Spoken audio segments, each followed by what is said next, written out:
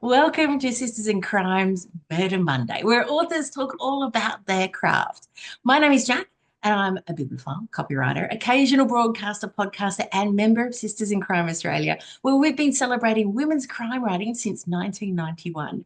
My guest for this month's Murder Monday is the best-selling Sydney author and podcaster, Ashley Kalagian Blunt. She hails from Canada, where her latest book called Truth is Set, and she is seriously a queen of the tech thriller. Hey, Ashley. Hi, Jack. Thanks so much for having me. Ashley's number one best-selling psychological thriller Dark Mode was published in 2023. It was shortlisted for the 2024 ABA General Fiction Book of the Year, the Danger Awards Best Crime Debut, and the Ned Kelly Award for Best Crime Fiction, which is a bit of a mouthful, but so worth it because it's a great book. Ashley is also the author of two previous books, How to Be Australian, a memoir, and My Name is Revenge. Now, this is also a thriller, but it's a novella, and it's about the Armenian genocide. Her podcast on writing, creativity, and health with co-host James Mackenzie Watson is a five-star listen. And before we get into the nitty and gritty, Ashley, could you give us the elevator pitch for your latest novel, Cold Truth?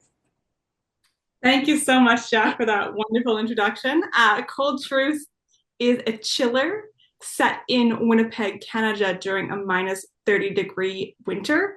It follows a Winnipeg State tour guide named Harlow Close, whose father goes missing under suspicious circumstances.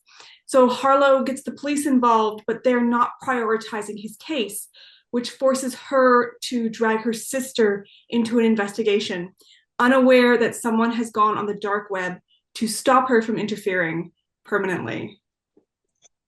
It's really good.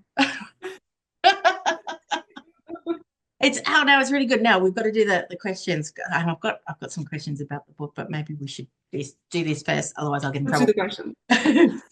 What is the most often question you get asked about with your writing? Oh, that's a good one. The most often question I get asked. Oh, I always get asked if I like freak myself out from like what I research and what I write about.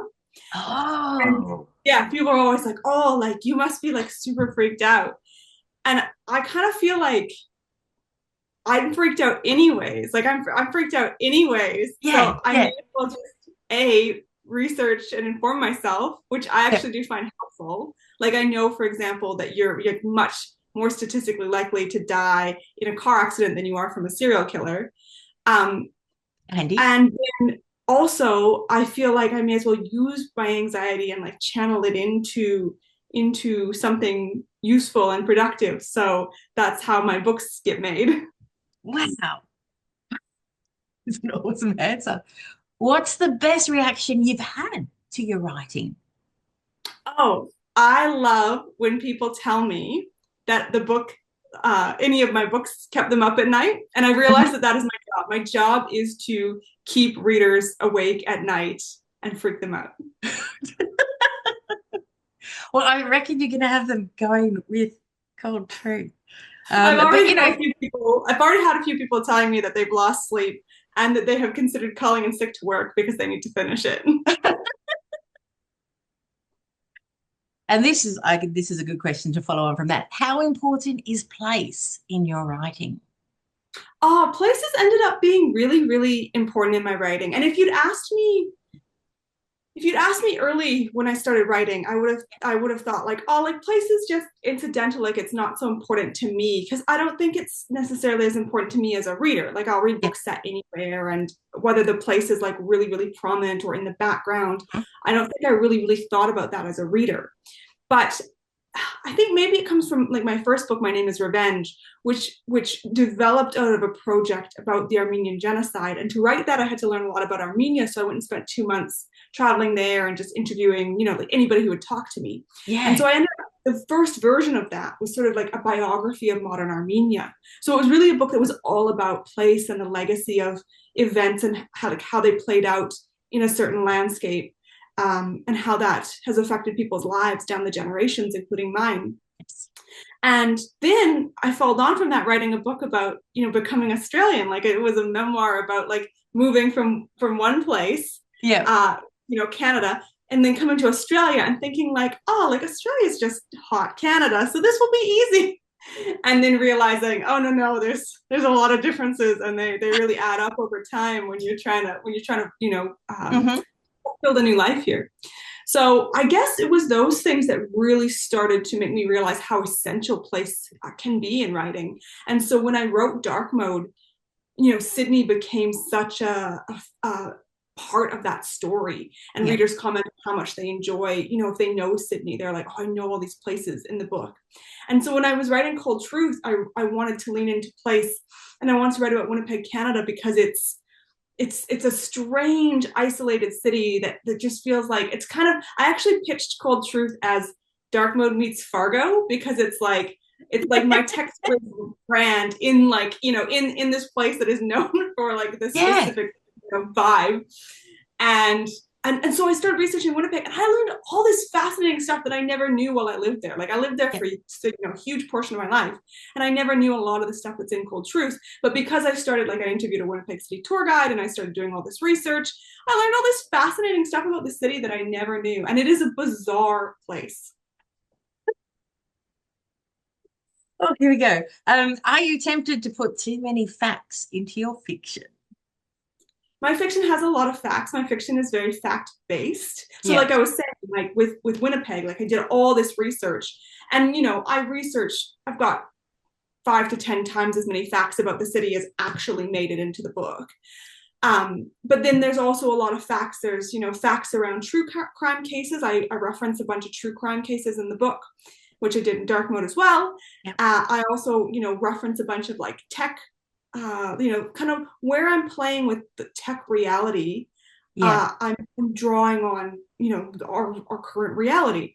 So, for example, there's a part of Cold Truth where one of the characters needs to find someone, and she has that person's name, and she looks them up, finds them on Instagram, and finds a picture of them standing outside of their house with a sold sign. So she Googles the house number and the realtor, and she knows what city it's in.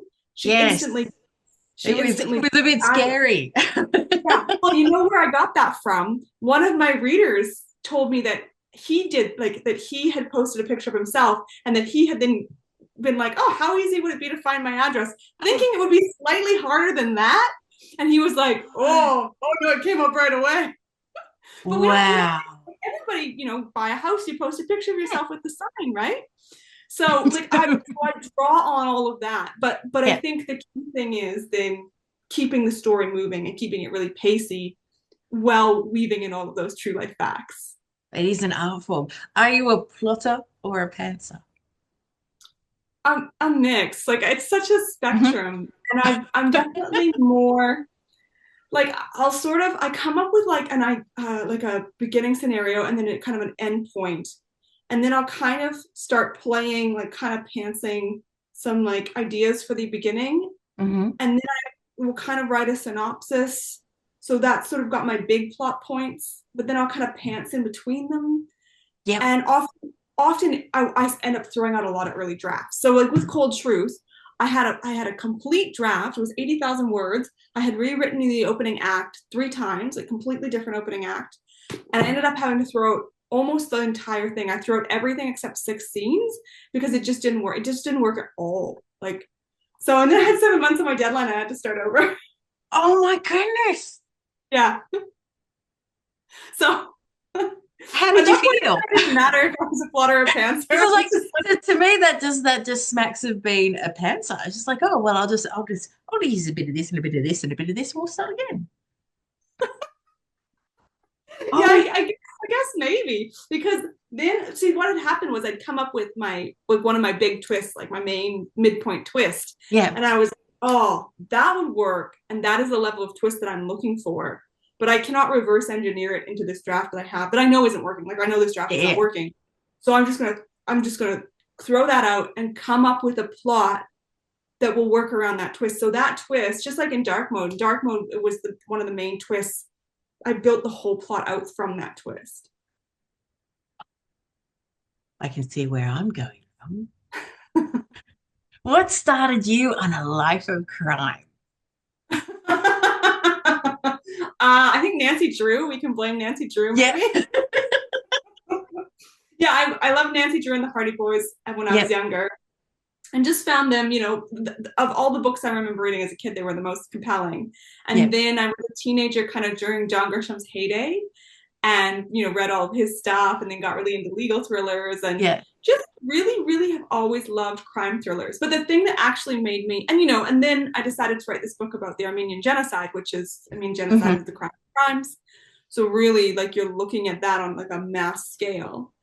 Um, Although I didn't obviously at first consider that a crime book, but then I ended up writing the thriller novella, which Yeah. again looks at not only genocide but also assassination, and terrorism. So it was like the trifecta of crime.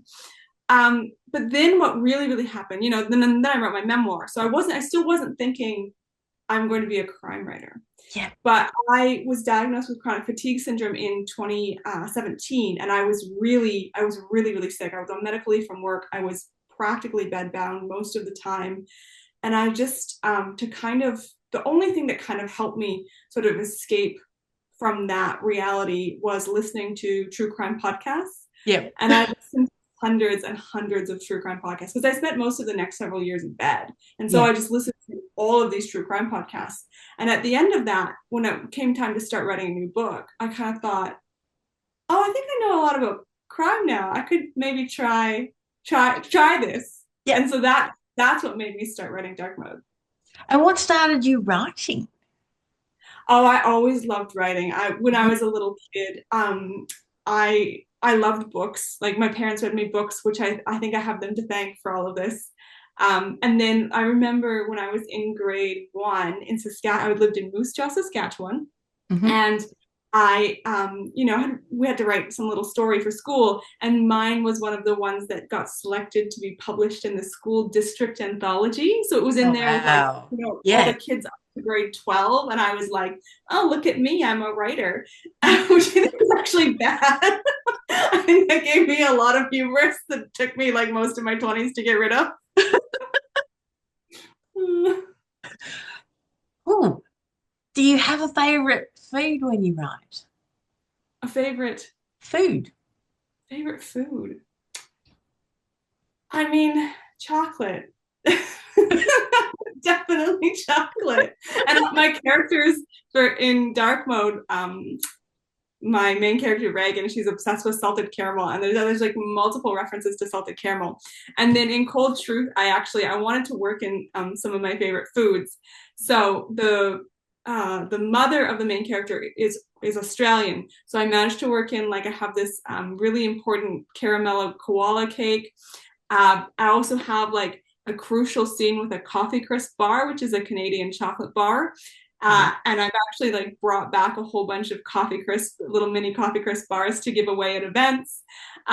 So I think I really enjoy bringing my love of sweets into my writing. What's a bear claw? Oh, a bear claw is a pastry. It's a Danish. It's like a Yeah. donut. It's like a big, like, imagine like a big hunk of donut with no hole in the middle. Yeah. And it's glazed. It's really tasty. Right. Right. Because that was what I'm just like, I'm gonna have to ask about that. And Yeah. the chip flavor. Oh, hang on, because I have them here. Get out. I do. I've managed to bring back one bag. So these are dill pickle chips. Yeah. And Manitoba, Canada is obsessed with dill. I think dill is something that grows there, and so it's been part of the cuisine for a long time. And so when I grew up, like, dill pickle was just one of the standard chip flavors. Like, I just thought everybody ate dill pickle chips. No way. And it was only when I moved away when I was like, oh, like, that's not a normal. That's not like, salt and vinegar, ketchup, and dill pickle. Yeah. Um, so I worked in a reference to these in the book, as well as honey dill sauce, which is another big Manitoba thing. They love honey dill sauce. And I brought back this bag of dill pickle chips. So I'm gonna at the Sydney launch, I'm going to get my podcast co-host James, who is doing the Sydney launch with me. I'm gonna get him to try dill pickle chips on stage and see what his reaction is. And I'd be hoping for something pretty big because it's traveled a long way for it. Yeah, exactly. So There'll be some chips for the audience as well, so it should be fun. Oh, that's great. How important is connecting on social media or through newsletters? I love connecting with readers. I love connecting with readers in any way, like in Yeah, person or at events. Like, I'll if it works out that I can go for coffee with a reader, like I will. And I think social media facilitates a lot of that. yeah, So I'm always looking for those opportunities. And there's a few of my readers that you know when dark mode went out into the world, they were people who contacted, they were some of the first people who I didn't yeah, personally know who read it and contacted me and shared with it on social media. So there's a couple that I've actually used their names as characters in Cold Truth with their permission. And there's a whole bunch of readers that I've added into the acknowledgments of Cold Truth because hmm they just, were just so enthusiastic about dark mode. So I think it's great. I think it's really lovely to be able to just talk to your readers so yeah, directly. And I like the fact that I'm not so successful that like that's not possible. Like yeah, I'm at a stage in my career where it's like, oh, I can talk to these people. Like I can make time in my day for that. And it's just yeah. a really lovely part of my life. Oh, that's gorgeous. It's like we're getting close to time, but we've got a couple of questions left. What is your top writing tip? If you can't whittle it down, I'm sure people would love to have a whole slew of them. I mean, one really big one is to have a really good writers group, so you're getting Mhm. regular critique to improve your writing. And I teach on that. I have a course on that. Um, I I think having my writers group is one of the things that really took my because I have four manuscripts that are unpublished Yep. that I wrote before, and then once I got into the writers group, every book I've written since then has been published. Oh, that's pretty good. That's an excellent, excellent kudos to the writers group. It's like, And a oh, number of them have been, actually, sorry, a number of them have been published as well. Like James Mackenzie Watson, who won the Penguin Literary Prize, he came out of our writers group. Amy Lovett, Jonathan Shannon, Jay Martin, like these are all people who came out of our writers group. So it's like it didn't just work for me. yeah, yeah, no, that's fantastic. And membership to the writers group, just any positions available, just asking for a friend. How do you dig yourself out of a plot hole? Oh, I just tend to throw a lot of scenes out. Like I said, don't be afraid. There's another tip. Don't be afraid to just throw things out because when you come back to it, you have all this new insight that you can, Yeah. do things differently. Yeah. And the very last question, how would you get away with murder? My dad, it's really great. My dad is not a reader at all. But he likes to now text me and suggest ways that I could get rid of a body. And he does home renovations. So one day he just texted me out of the blue and he was like, "Oh, those big cardboard tubes? I don't know what they use them for. I guess shipping materials." And he's like, "You could get one of those cardboard tubes and put a body in it and then fill it up with concrete and roll it into the ocean and no one would ever find it." I was like, "Dad, I don't think you should be texting me this stuff. Like, I don't think we want a written record of this." You gotta love some good ideas though. That's Oh, I know. amazing. Actually, my next book after Cold Truth, it has one of the main characters is an architect, and I got my dad to help me with so many of the details on that. So like Yeah, there's a because also in Cold Truth, there's a part where there is a truck that goes off the road. And yes. that my dad, I've credited him in the acknowledgments for helping me with that scene. He was really, really helpful with that scene. So I think it's really wonderful for someone who, is not a reader, but is just so enthusiastic about helping me. So it's lovely. Righty. Oh, well, we've come to the end, and I can't believe we've come to the end. That just went so fast. Thank you, Ashley. We know from Sisters in Crime, we know that Cold Truth is going to get the warmest embrace from the Australian readers. It's the perfect weather, actually, because I was reading it in a very hot day, a very hot area, and I was feeling not necessarily the minus 31, but I was definitely getting the chills. Nice. Nice. Murder Monday interviews are available on Sisters in Crime's YouTube channel at 6 p.m. once a month on a Monday. I have been talking to the amazing Ashley Kalagian Blunt about her writing. Ashley, again, thank you so much for your time. Thank you. I love Sisters in Crime. Thanks for everything you do.